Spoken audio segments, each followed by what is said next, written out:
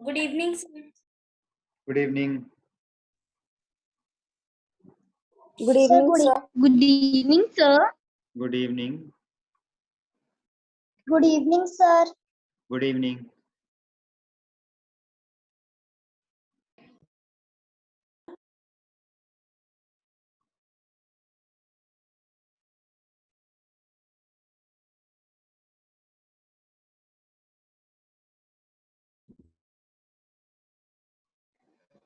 Good evening, sir. Good evening. Good evening, sir. Good evening.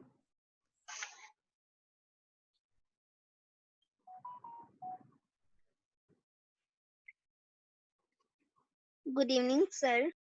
Good evening.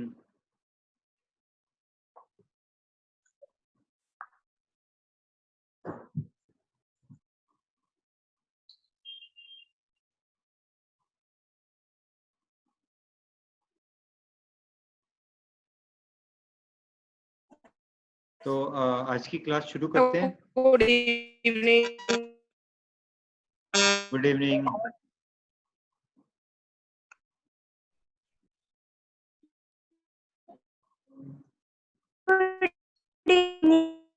Sir good evening. Time हो गया तो start कर देते हैं। ठीक है। गुड इवनिंग बच्चों, जैसा कि मैंने आप सभी को बताया था कि आज हमारे साथ एक बहुत ही इमिनेंट पर्सनैलिटी जुड़ेंगी, तो वो हमारे साथ हैं अतुल कुमार बंसल जी। आईपीएस ऑफिसर हैं 2019 बैच के। Atul Kumar Bansal IIT Roorkee, Indian institute of technology Roorkee से बीटेक किए हैं। और आईआईटी रुड़की आप में से किसी को पता होगा तो एक बहुत ही प्रोमिनेंट कॉलेज है अपने इंडिया में। और good evening, sir. Good evening बेटा। और वहां से बीटेक करने के बाद फिर उन्होंने इंडियन स्पेस रिसर्च ऑर्गेनाइजेशन में एज ए साइंटिस्ट ज्वाइन किया और कई वर्षों तक अपनी सेवाएं विक्रम साराभाई स्पेस सेंटर में दी। उसके बाद उन्होंने सोशल कमिटमेंट को ध्यान में रखते हुए उस जॉब को छोड़ दिया और यूपीएससी का एग्जाम दिया। और 2018 के यूपीएससी एग्जाम में उन्होंने बहुत ही अच्छी रैंक ली। उनकी ऑल इंडिया रैंक 115 थी और वो आज गुजरात कैडर के आईपीएस ऑफिसर हैं। तो आप सभी बच्चे बड़े ध्यान से उनकी बातें सुनेंगे। और जैसा कि मैं आप सभी को बताता हूं कि आपको बीच में नहीं बोलना है। कब कब नहीं बोलना है? आपको आवाज नहीं आ रही है, आप मीटिंग से आउट हो गए हो, इन हो रहे हो, तो सर मुझे दोबारा से बता दो। और मेरे को वीडियो नहीं दिख रहा है, मेरे को आपकी वॉइस नहीं आ रही है, इस तरह के क्वेश्चंस आप मत पूछना, क्योंकि ये क्वेश्चंस बहुत ही कॉमन है और ये उन बच्चों को होती है दिक्कतें जिनका नेटवर्क का इशू रहता है। तो ये क्वेश्चंस इस तरह के मत पूछना, क्योंकि मैं ये वीडियो जो बनेगा इसको रिकॉर्ड करके हम यूट्यूब पे अपलोड करते ही, आपको सारी वीडियोज मिलते हैं। तो अगर कोई दिक्कत है तो आप वहां से देख लीजिएगा, क्योंकि इस तरह के जो लोग हमारे साथ जुड़ते हैं तो उनका जो टाइम होता है बहुत ही प्रीसियस होता है। हम उसको इस तरह के छोटे छोटे डिस्कशन में अगर वेस्ट कर देंगे तो उसमें हमारा ही लॉस है। तो हम सारी बातें उनकी ध्यान से सुनेंगे। जब वो आपको बोलेंगे क्वेश्चन पूछने के लिए तब आप क्वेश्चन पूछना। और इन बिटवीन अगर कोई दिक्कत है तो सिर्फ हैंड रेज करके या चैट बॉक्स में मैसेज करके ही आपको अपनी बात रखनी है। तो बड़ी सिंसियरिटी के साथ आपको सुनना है। मैं आपकी बहुत तारीफ करता हूँ इन लोगों के सामने, तभी ये लोग आपसे मिलने के लिए आते हैं। और अगर आप डिसिप्लिन्ड नहीं रहोगे तो फिर मेरी भी इंसल्ट होगी और आपकी भी होगी। तो आपको बहुत ही अच्छे, सिंसियर और बहुत ही मैच्योर बच्चों की तरह अतुल कुमार बंसल जी जो आईपीएस ऑफिसर हैं उनकी बातों को सुनना है। वो आपके भविष्य के लिए, आपके कैरियर के लिए बहुत अच्छी अच्छी बातें आपके साथ करेंगे। तो मैं अतुल कुमार बंसल जी से रिक्वेस्ट करूंगा कि वो आप अपनी बात रखें। Thank you doctor Sudesh and good evening students. तो आज की क्लास में मैं आपसे पहले एक जनरल डिस्कशन करना चाहूँगा कि आपको कैसे आपको पढ़ना चाहिए और क्या आपकी अप्रोच रहनी चाहिए। और अगर मेरी किसी भी बात से आपको कोई डाउट हो या आप कुछ पूछना चाहते हैं तो आप आखिरी के 5 मिनट में हम वो सारी डिस्कशन कर सकते हैं। बीच में आप सवाल मत पूछिएगा क्योंकि फिर उससे पूरी क्लास का फ्लो डिस्टर्ब हो जाता है। तो आपकी पढ़ाई को लेके मैं सबसे पहले यही कहूँगा कि आप एक तो सेल्फ स्टडी की आदत डालिएगा, क्योंकि आप भविष्य में कहीं पे भी हायर स्टडीज़ के लिए जाएँगे, कॉम्पिटिटिव एग्ज़ाम्स की तैयारी करेंगे, आप कॉलेज में जाएँगे ग्रेजुएशन करने के लिए, तो सब जगह सेल्फ स्टडी ही काम आती है। जो ये टीचिंग है स्कूल में टीचर टीच करता है, ये केवल आपकी 12th क्लास तक चलेगी, उसमें भी आप ये मान के चलिए 10th क्लास तक ही चलेगी मेन रूप से। तो आपको सेल्फ स्टडी की आदत डालनी है और जो भी आपकी टेक्स्ट बुक्स हैं, साइंस की, मैथमेटिक्स की, सोशल स्टडीज़ की, तो कोशिश करके खुद उनके चैप्टर्स पढ़िएगा फ्री टाइम में। दूसरी बात आप जो भी आपकी पढ़ाई के अलावा केवल आप अपने आप को पढ़ाई तक सीमित मत रखिएगा, क्योंकि एजुकेशन का मतलब एक ओवरऑल पर्सनैलिटी की डेवलपमेंट होता है। तो आप अपनी जो एक्स्ट्रा करिकुलर एक्टिविटीज़ होती है, जैसे स्कूल में आपके कुछ सिंगिंग, डांसिंग का कॉम्पिटिशन है, कोई ग्रुप डिस्कशन है, स्टेज पे जाके कुछ पब्लिक स्पीकिंग करना है, डिबेट कॉम्पिटिशन है, तो आप आगे होके उन सब में पार्टिसिपेट कीजिएगा।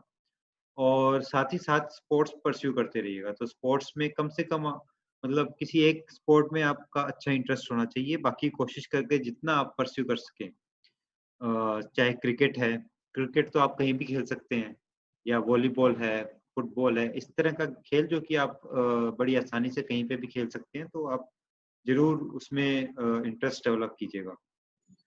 और आप अपना एक टाइम टेबल ज़रूर बनाइएगा, क्योंकि टाइम टेबल बनाने से आपको आपको आपकी प्रोडक्टिविटी काफ़ी ज़्यादा बढ़ जाएगी और आपको अभी लग रहा होगा कि अब पूरा दिन निकल जाता है मेरा, पर मैं कुछ कर नहीं पाता हूँ। पर अगर आप टाइम टेबल बनाएँगे तो आप देखेंगे कि आप दिन में आपके पास काफ़ी फ्री समय रहता है, जिसको आप बहुत अच्छे से यूज़ कर सकते हैं। तो आपको बिल्कुल डिटेल्ड टाइम टेबल बनाने की ज़रूरत नहीं है, पर एक सर रफ आपकी आवाज नहीं आ आपको बहुत डिटेल्ड टाइम टेबल बनाने की ज़रूरत नहीं है, पर एक रफ आइडिया कि हाँ, मैं 3 बजे अगर आया हूँ स्कूल से तो 1 घंटे का मेरे को आराम चाहिए, फिर मेरे को 2 घंटे बैठ के पढ़ाई करनी है। सर आपकी आवाज नहीं आ रही। ओके, मैं अपनी वीडियो ऑफ कर देता हूँ, शायद वीडियो ऑफ करने के बाद आपको आवाज़ आए। और आप लोग भी अपनी वीडियो अगर आपने वीडियो चला रखी है तो वीडियो ऑफ कर दीजिएगा, तो उससे कई बार वीडियो की वजह से ऑडियो क्लियर नहीं आता है। तो टाइम टेबल की बात कर रहे थे हम, तो टाइम टेबल आप ज़रूर बनाइएगा और एक रफ आइडिया, मतलब बिल्कुल ऐसा आपको 1-1 मिनट का नहीं देना है, बट एक रफ आइडिया कि 4 बजे तक 3 से 4 मुझे आराम करना है, 4 से 6 तक 2 घंटे मुझे पढ़ना है, 6 से 7 तक 1 घंटे मुझे खेलना है, 7 से 8 घर का काम करना है, क्योंकि घर का काम करना, घर में मम्मी-पापा का हाथ बटाना भी ज़रूरी है।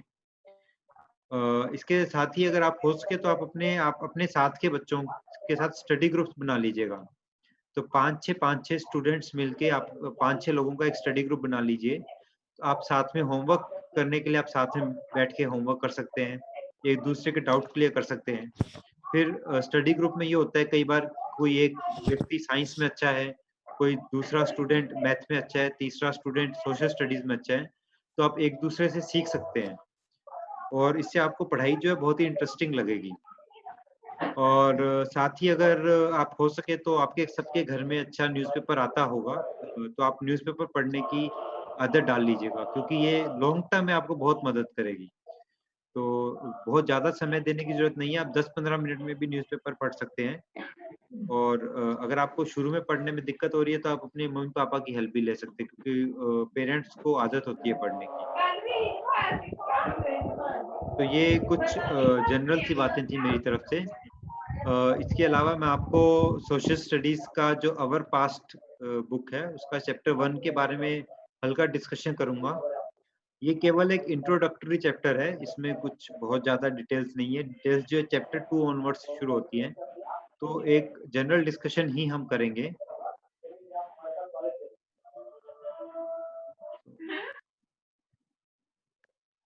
जो आपका चैप्टर है ये है ट्रेसिंग चेंजेस थ्रू 1000 ईयर्स।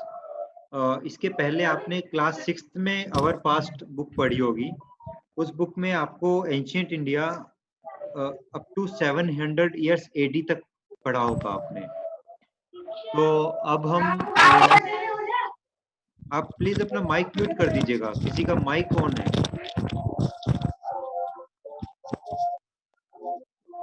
सभी पार्टिसिपेंट्स माइक म्यूट कर दीजिएगा।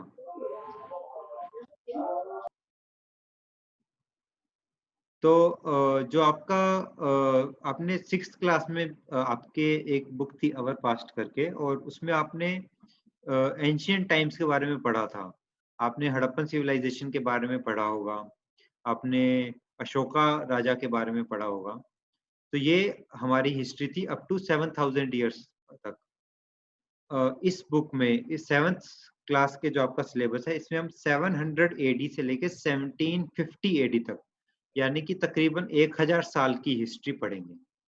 और ये आपका 7th क्लास का सिलेबस है। और इसके बाद जब आप 8th क्लास में जाएंगे तो आप 1750 एडी के बाद की हिस्ट्री पढ़ेंगे। तो ये 3 क्लासिफिकेशन है ये। तो जो आपने पिछली साल पढ़ा था 6th क्लास में, उसको हम बोलते हैं एंशियंट इंडिया। जो आप इस साल पढ़ेंगे 700 ईयर्स से 1750 ईयर्स तक की हिस्ट्री, उसको बोलते हैं मिडाइवल इंडिया। और इसके बाद जो आप पढ़ेंगे वो होगी मॉडर्न इंडिया। तो ये 3 क्लासिफिकेशन किए हैं हिस्टोरियंस ने, ताकि वो हिस्ट्री को अच्छे से समझ पाए। इसके पहले जब जैसे हमारी जो हिस्ट्री पढ़ने की शुरुआत थी वो ब्रिटिशर्स ने की थी। तो ब्रिटिशर्स ने 3 पीरियड जो दिए थे, इन्हीं 3 पीरियड को नाम अलग दिया था। उन्होंने नाम दिया था हिंदू पीरियड, मुस्लिम पीरियड और ब्रिटिश पीरियड। पीरियड यही था, पर उसको एंशियंट इंडिया ना बोल के वो हिंदू पीरियड बोलते थे। उनका लॉजिक ये था कि उस वक्त जो राजा था, उसका जो धर्म था वही सबसे इम्पोर्टेंट था। तो 700 एडी से पहले तक जो राजा थे, उनके धर्म हिंदू होने की वजह से उसको हिंदू पीरियड बोला। उसके बाद जो ज्यादातर राजा है, उनका धर्म मुस्लिम होने की इस्लाम होने की वजह से उसे मुस्लिम पीरियड बोला। और उसके बाद क्योंकि ब्रिटिश रूल आ गया तो ब्रिटिश पीरियड बोला गया। पर ये पीरियड का क्लासिफिकेशन बहुत सही नहीं है, क्योंकि जो हिस्ट्री होती है वो केवल रिलीजन तक सीमित नहीं होती, उसमें बहुत सी चीजें होती हैं। उसमें उस वक्त की सोसाइटी क्या थी, उस वक्त की इकोनॉमी क्या थी, उस वक्त लोगों का लिविंग स्टाइल क्या था, ये सब भी जरूरी होता है। तो इस वजह से जो ये वाला क्लासिफिकेशन है एंशियंट इंडिया का, मेडाइवल इंडिया का, मॉडर्न इंडिया का, ये इम्पोर्टेंट हो जाते हैं। अब ये जो क्लासिफिकेशन है एंशियंट इंडिया का, मेडाइवल इंडिया का, मॉडर्न इंडिया का, जो टाइम पीरियड के साथ मैंने आपको बताया है, ये ऐसा क्यों किया गया है? तो उसका कारण क्या है कि एंशियंट इंडिया के अंदर कुछ पर्टिकुलर कैरेक्टरिस्टिक्स थे। फिर उसके बाद मेडाइवल इंडिया के कुछ पर्टिकुलर कैरेक्टरिस्टिक्स थे, यानी कि उन 1000 सालों में जो मेडाइवल इंडिया के हैं, उनमें कुछ जनरल कैरेक्टरिस्टिक मिले हिस्टोरियन को जो कि कॉमन थे। तो उसके बेस पे उस पूरे 1000 साल को एक साथ मेडाइवल इंडिया का नाम दिया गया। उसके बाद का जो पीरियड है 1750 के बाद का, उसके कुछ कैरेक्टरिस्टिक्स थे जो कि अलग थे, तो इसलिए उसको अलग से क्लासिफाई किया गया है मॉडर्न इंडिया के नाम से। तो जो मेडाइवल इंडिया है, जो हमारा 7th क्लास का सिलेबस है, उसके क्या जनरल फीचर्स थे? तो ये उसके कुछ जनरल फीचर्स थे। पहला उसका फीचर था कि जो रिलीजन है वो बहुत इंपॉर्टेंट हो गया। यानी कि रिलीजन पहले भी इंपॉर्टेंट था और रिलीजन आगे भी इंपॉर्टेंट था, बट ये जो पीरियड है मिडाइवल इंडिया का, इसमें रिलीजन एक सेंट्रल रोल प्ले करता था, यानी कि सबसे इंपॉर्टेंट चीज मानी जाती थी रिलीजन को।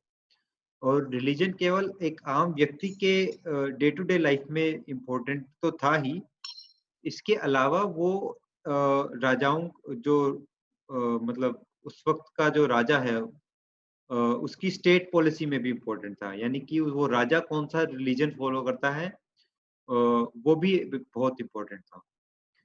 सेकंड जो मेन फीचर है मेडाइवल इंडिया का, वो है कि बहुत बड़ी बड़ी किंगडम्स आई, जैसे कि चोला किंगडम्स थी, सल्तनत थी, दिल्ली सल्तनत, मुगल एम्पायर थी। इन सब किंगडम्स के बारे में हम पढ़ेंगे आगे के चैप्टर्स में। पर बहुत ही पावरफुल और बहुत ही बड़ी किंगडम्स का आया इस पीरियड में आए, जो कि एक नया फीचर था। तीसरा जो इम्पोर्टेंट फीचर था वो था एक्सटेंशन ऑफ एग्रीकल्चर। यानी कि एग्रीकल्चर धीरे धीरे, पहले क्या था कि बहुत से एरिया जो थे वो जंगल होते थे। अभी इस पीरियड में मेडाइवल इंडिया में क्या हुआ कि जंगल काटे गए और उनकी जगह वहां पे फसलें उगाई गई। तो एग्रीकल्चर के अंडर जो लैंड है वो एक्सटेंड हुई।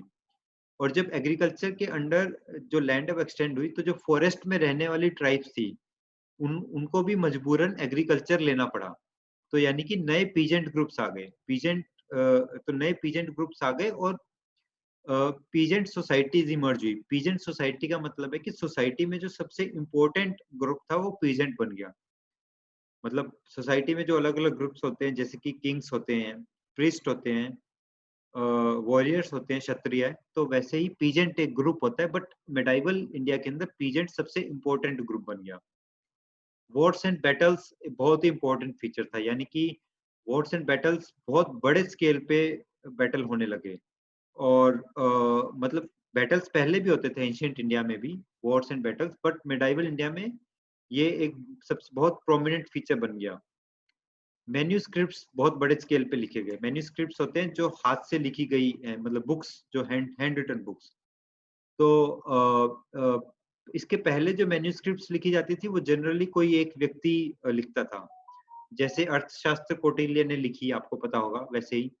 पर मेडाइवल इंडिया के अंदर मैन्यूस्क्रिप्ट्स को राजा महाराजा लिखवाते थे, यानी कि स्टेट जो होती थी उसके अंदर एक अलग से डिपार्टमेंट होता था जो कि केवल यही काम करता था कि जो भी राजा करता है उसके बारे में लिखना। बड़ी बड़ी लाइब्रेरीज मेंटेन की जाती थी। इसके अलावा जो एक बहुत ही इम्पोर्टेंट फीचर इसमें आया वो था कि जाति बहुत इम्पोर्टेंट हो गई। तो जाति क्या होती है? जाति एक तरह की ऑक्यूपेशनल ग्रुप होती है, यानी कि कोई एक पर्टिकुलर ऑक्यूपेशन को करने वाले लोग हैं वो अपने आप को एक जाति बना लेंगे। हर जाति की एक जाति पंचायत होती थी जो कि उस जाति के लोगों के ऊपर नियम लागू करती थी। तो कोई एक पर्टिकुलर जाति के लोग हैं तो उस जाति के लिए क्या नियम होंगे, क्या रूल्स रेगुलेशंस होंगे, वो सब वो जाति पंचायत निर्धारित करेगी। वो जो जाति के लोग हैं वो अपने लिए, अपने लोगों के लिए स्कूल्स बनाना, स्टूडेंट बच्चों के लिए, अपनी जाति के बच्चों के लिए स्कूल्स बनाना, धर्मशाला बनाना ताकि उस जाति के लोग रह सके, उनको लोन्स देना। तो ऐसे बहुत से काम करते थे और ये सब रेगुलेट करता था जाति पंचायत। इसके अलावा इस पीरियड में इंटीग्रेशन और रीजनलिज्म देखा गया। इंटीग्रेशन का क्या मतलब है? इंटीग्रेशन का मतलब है कि जैसे एक बहुत ही बड़ी एम्पायर आई, अब क्योंकि अलग अलग जगह के लोग, जैसे मुगल एम्पायर थी,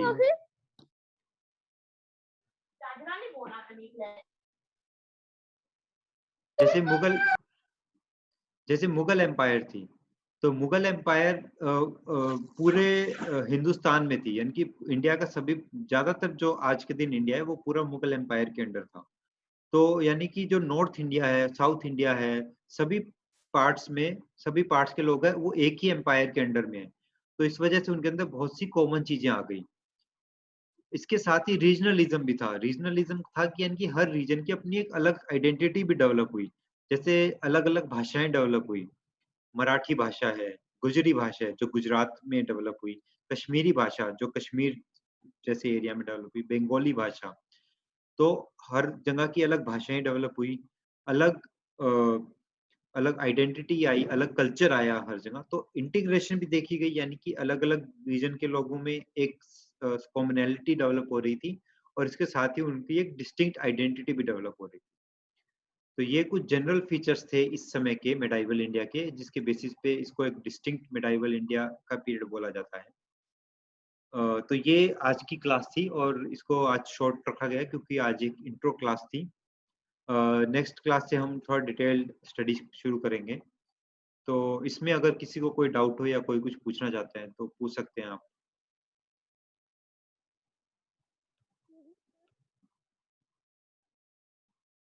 नो सर। हिस्ट्री की ये जो आपकी बुक है अवर पास्ट, ये आपके स्कूल में कहाँ तक कवर हो गई है? कितने चैप्टर्स कवर हो गए हैं?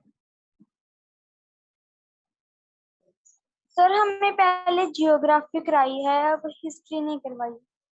ओके, तो ठीक है। ये हमारे फर्स्ट चैप्टर कंप्लीट हो गया। ओके हमारे स्कूल में सेकंड चैप्टर तक करवा दी। ओके सर हमें हिस्ट्री के 2 चैप्टर करवा दिए। ओके बेटा, ओके। तो ठीक है, मतलब आपको जनरली किसी को शुरू नहीं हुई है और किसी को 1 या 2 चैप्टर करवाए हैं, यानी कि आप अभी ज़्यादा नहीं किया आपने।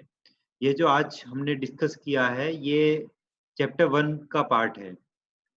तो आपने चैप्टर 1 जिन्होंने ऑलरेडी स्कूल में कवर कर लिया ठीक है, जिनके नहीं हुआ है, वो चाहें तो खुद से बैठ के सेल्फ स्टडी कर सकते हैं।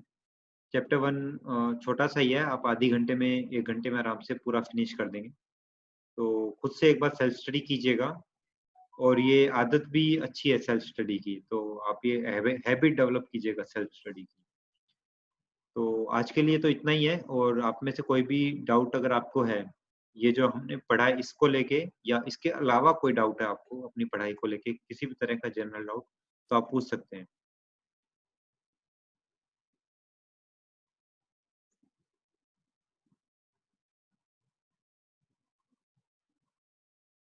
नो बेटे आप सभी लोग में से कई बच्चे ऐसे बोल रहे थे ना मुझे कि हमें पुलिस ऑफिसर बनना है और आईपीएस ऑफिसर बनना है।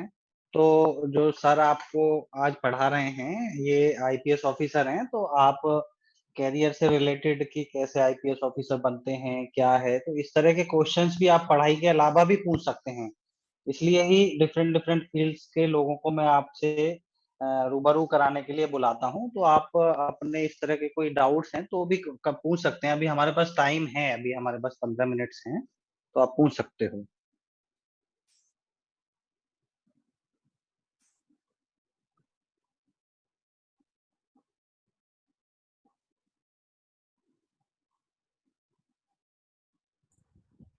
Excuse me sir. हाँ, बताइए बेटा। सर आईपीएस ऑफिसर बनने के लिए सर सबसे ज्यादा किस सब्जेक्ट में इंटरेस्ट होना चाहिए? बेटा आईपीएस ऑफिसर बनने के लिए आपको एक सिविल सर्विसेज का एग्जामिनेशन होता है, जो कि यूपीएससी द्वारा करवाया जाता है। वो एग्जामिनेशन आपको क्वालिफाई करना होता है और वो एग्जाम क्वालि उसमें काफ़ी सब्जेक्ट्स आते हैं। तो उसमें सबसे ज़्यादा जो आपको ज़रूरत पड़ती है वो आपको अपनी जनरल नॉलेज की पड़ती है। तो आपकी जीके अच्छी होनी चाहिए और जो आपके आस-पास हो रहा है, करंट में क्या-क्या चल रहा है, यानी कि जो अभी न्यूज़ में चल रहा है, उन सभी चीज़ों के बारे में आपको अवेयरनेस होनी चाहिए। इसके अलावा आपको सब्जेक्ट अपना खुद से चुनना होता है। तो आप अपना कोई भी सब्जेक्ट जिसमें आपको इंटरेस्ट होता है या जिसमें आपने ग्रेजुएशन किया होता है, आप वो सब्जेक्ट चुन सकते हैं और उसी सब्जेक्ट में आपको फिर वो एग्ज़ाम देना होता है। आप में से बहुत से लोग कॉम्पिटिटिव ओके सर। आप में से बहुत से लोग कॉम्पिटिटिव एग्ज़ाम्स के बारे में सोच रहे होंगे। तो मैं मेरी एडवाइस आपको यही रहेगी कि अभी आप जो 7th क्लास में हैं जैसे, तो आप 7th क्लास का अपना सिलेबस और टेक्स्ट बुक्स को ही अच्छे से पढ़िएगा। कुछ लोग होते हैं कि अभी से ही वो सोचते हैं कि हम आईआईटी, जेईई का एग्ज़ाम की तैयारी शुरू कर दें, जेईई मेंस की, या कुछ लोग सोचते हैं नीट के एग्ज़ाम की या और किसी एग्ज़ाम की तैयारी शुरू कर दें। तो ये बिना बात के आपके ऊपर स्ट्रेस डालता है। तो अभी क्योंकि आपका जो फ़ेज़ है लाइफ़ में, आपको अपने ओवरऑल पर्सनैलिटी डेवलपमेंट डेवलपमेंट पे ज़्यादा ध्यान देना चाहिए, बजाए कि अभी से ही कॉम्पिटिटिव एग्ज़ाम में लग जाएँ। तो बहुत ज़्यादा कॉम्पिटिटिव एग्ज़ाम की चिंता मत कीजिएगा, ये आप 10th में जाके इस चीज़ का डिसीज़न ले सकते हैं। 9th क्लास तक आप अपनी जो क्लास की पढ़ाई है, स्कूल की टेक्स्ट बुक, उन पे ध्यान दीजिए। और इसके अलावा जैसे मैंने आपको कहा कि एक्स्ट्रा करिकुलर एक्टिविटीज़ है, स्पोर्ट्स है, फिज़िकल फिटनेस वगैरह है, इन सब पे थोड़ा ध्यान दीजिएगा। तो ये चीज़ें आपको लॉन्ग रन में ज़्यादा फ़ायदा देंगी। Excuse me sir. हाँ बेटे, बताइए। सर इंटीग्रेशन आप फिर से समझा दोगे? इंटीग्रेशन जी बेटा। तो इंटीग्रेशन का मतलब क्या है कि इंटीग्रेशन का मतलब ये है कि जैसे जैसे इंडिया हिंदुस्तान बेसिकली इंडिया, जो हम इंडिया की हिस्ट्री स्टडी करते हैं, जैसे लास्ट ईयर भी आपने की होगी, तो इंडिया क्या है? मैं आपको एक मैप दिखा के समझाता हूँ तो आप शायद ज़्यादा अच्छे से समझ पाएँ।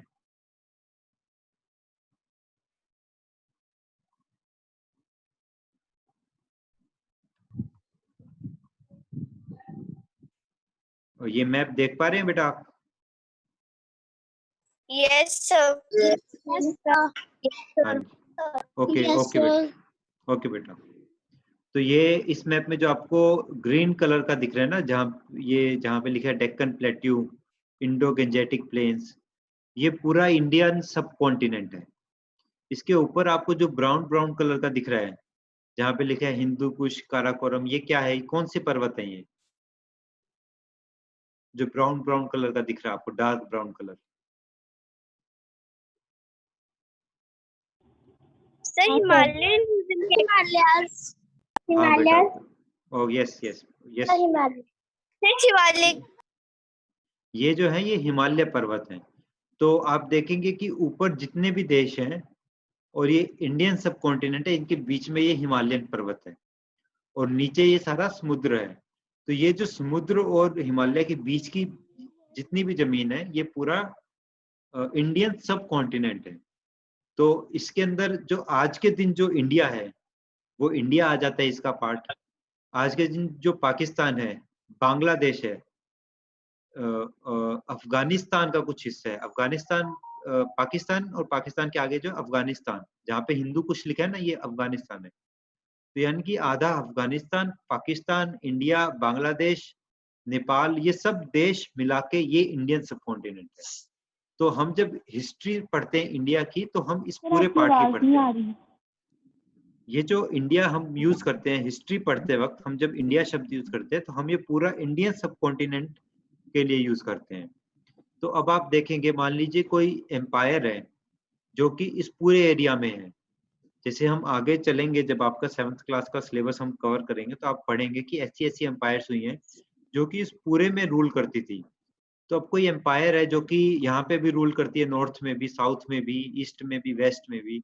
अब उस एम्पायर का एक कॉमन एडमिनिस्ट्रेशन होगा, उसका टैक्स कलेक्ट करने का सिस्टम एक जैसा होगा, उसके government officials throughout the empire post होंगे। तो इस सब से क्या होगा कि बहुत से जो प्रैक्टिसेस हैं वो कॉमन हो जाएंगी, यानी कि नॉर्थ इंडिया में भी जो प्रैक्टिस है वही साउथ इंडिया में भी डेवलप हो जाएगी। इसके अलावा जो रिलीजन है, तो ये रिलीजन का भी हम देखेंगे कि कैसे रिलीजन मूव किया नॉर्थ इंडिया से साउथ इंडिया में। तो जैसे नॉर्थ इंडिया में सपोज कोई रिलीजियस प्रैक्टिस है, तो वो जो प्रीस्ट लोग हैं, ब्राह्मण हैं, वो साउथ इंडिया में जाते हैं, वही प्रैक्टिस डेवलप करते हैं। तो एक कॉमन रिलीजन आ जाएगा, एक कॉमन पॉलिटिकल स्ट्रक्चर आ जाएगा। इकोनॉमिकली जो मर्चेंट्स होते हैं, ट्रेडर्स होते हैं, वो ट्रेड करने के लिए मूव करते हैं। तो कोई ट्रेडर है जो कि इंडिया से लेके आगे ईरान तक और यूरोप तक जा रहा है, तो वो भी एक प्रैक्टिसेस है, कल्चर है, वो उस आइडियाज है, एक्सचेंज करता है। तो इस तरह से कॉमनैलिटी डेवलप हो जाती है इस पूरे एरिया में। तो ये जो पूरा इंडियन सब कॉन्टिनेंट है, इसके अंदर एक कॉमनैलिटी डेवलप हो गई। और जब ये मेडाइवल पीरियड एंड हुआ, तब तक बाय एंड लार्ज इस पूरे सब कॉन्टिनेंट में एक जैसी प्रैक्टिसेस थी। रिलीजियस प्रैक्टिसेस मोर और लेस सेम थी। इकोनॉमिक प्रोफेशंस, क्या क्या लोग प्रोफेशंस प्रैक्टिस करते, तो मोर और लेस सेम हो जाते हैं। पॉलिटिकल स्ट्रक्चर, यानी कि राजा महाराजा भले ही अलग अलग एम्पायर थी, पर उनका जो स्ट्रक्चर था, उनके टैक्सेशन सिस्टम जो था, उनके ऑफिशियल्स जो थे, वो कैसे रूल करते थे, वो सब मोर और लेस सेम हो जाता है by end of medieval period. तो ये इंटीग्रेशन है। इसके साथ ही जो दूसरी चीज देखी गई वो थी रीजनलिज्म। रीजनलिज्म का क्या मतलब होता है कि हर एरिया की अपनी एक डिस्टिंक्ट आइडेंटिटी डेवलप होगी जो कि दूसरे एरिया से थोड़ा अलग थी। अब ये डिस्टिंक्ट आइडेंटिटी किस फॉर्म में थी? इसका सबसे जो कॉमन मैनिफेस्टेशन था वो था लैंग्वेज। यानी कि नॉर्थ, जैसे जो आज जहाँ आज के दिन कश्मीर है नॉर्थ में, यहाँ पे कश्मीरी भाषा का विकास हुआ। ये जो महाराष्ट्र वाला एरिया जहाँ आज के दिन महाराष्ट्र है, जहाँ गोदावरी नदी लिखा हुआ दिख रहा है आपको, यहाँ पे मराठी भाषा का विकास हुआ। साउथ में तमिलियन भाषा विकसित हुई। ये जो इधर गैंगेज लिखा हुआ है, ये बंगाल एरिया जो है आज का, यहाँ पे बंगाली भाषा का विकास हुआ। यानी कि हर रीजन की अपनी एक अलग भाषा डेवलप हुई। हर रीजन का अपना एक तौर तरीका, festival, culture, living style develop हुआ। तो हर एरिया की अपनी एक डिस्टिंक्ट आइडेंटिटी डेवलप हुई जो कि रीजनलिज्म था। इसके साथ ही इंटीग्रेशन हुआ, यानी कि सभी एरियाज के अंदर एक्सचेंज ऑफ आइडियाज हुआ और सभी एरियाज के अंदर एक कॉमनैलिटी डेवलप हुई, एक कॉमन इंडियन आइडेंटिटी डेवलप हुई। तो इसको कहते हैं इंटीग्रेशन। तो ठीक है बेटा, इसके अलावा किसी को कोई डाउट हो तो पूछ सकते हैं। Sir no. No sir. तो ठीक है, फिर आज के लिए इतना ही है। आज का लेक्चर थोड़ा लाइट ही रखा था मैंने। और ये हम बताइए बेटा। Okay sir. तो ये जो आपको आज सर? डिस्कस, हाँ बताइए, कौन बोल रहा है बताइए। सर ये जो YouTube में जो भेजा जाता है सर, वो उसका लिंक क्या है?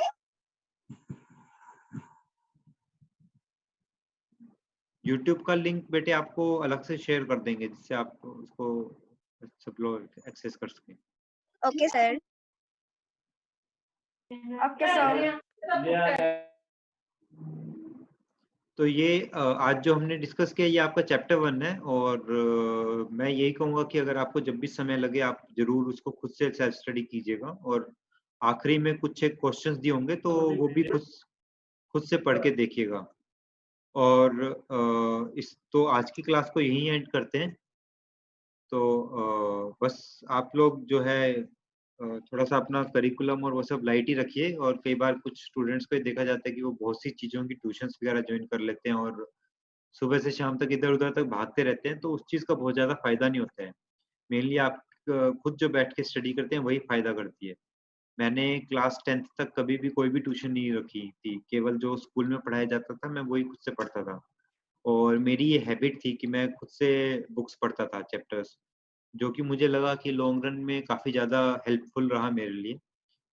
तो ये मेरे एक्सपीरियंस से मैंने आपके साथ शेयर किया है। और ठीक है, इसके लिए आज का सेशन यहीं पे एंड करते हैं। तो thank you everyone. Bye sir. Sir. Bye sir. Okay bye, Bye, good sir. Night. Bye sir. Bye, good night. Thanks sir. Thanks sir. Good night, bye. Night sir. Thank you for teaching. Bye, good night, good night. Bye, sir. Good night, sir.